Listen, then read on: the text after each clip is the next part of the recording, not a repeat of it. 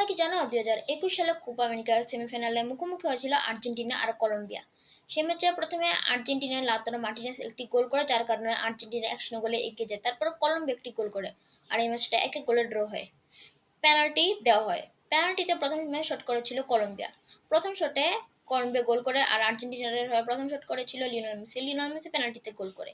গোল সংখ্যা এখন 1-1। দ্বিতীয় পেনাল্টি শটে কলম্বিয়া গোল করতে পারে না।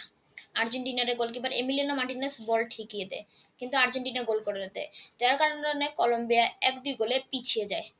তৃতীয় পেনাল্টি শটে কলম্বিয়া গোল করতে পারে না। আর্জেন্টিনার গোলকিপার বল ঠেকিয়ে দেয়, কিন্তু আর্জেন্টিনা গোল করে দেয়, যার কারণে কলম্বিয়া 1-3 গোলে পিছিয়ে যায়। চতুর্থ পেনাল্টি শটে কলম্বিয়া গোল করতে পারে, কিন্তু আর্জেন্টিনা গোল করতে পারে না। তবুও কলম্বিয়া তখন 2-3 গোলে পিছিয়ে ছিল। কলম্বিয়ার পঞ্চম পেনাল্টি শট আর্জেন্টিনার গোলকিপার এমিলিয়ানো মার্টিনেজ ঠেকে দেয়, যার কারণে কলম্বিয়া এই ম্যাচ 2-3 গোলে আর্জেন্টিনার কাছে হেরে যায়। তো তোমরা যারা আর্জেন্টিনার ফ্যান আছো তারা লাইক করো, সাবস্ক্রাইব করো আর কমেন্টটা অবশ্যই আর্জেন্টিনা লিখে যাবে।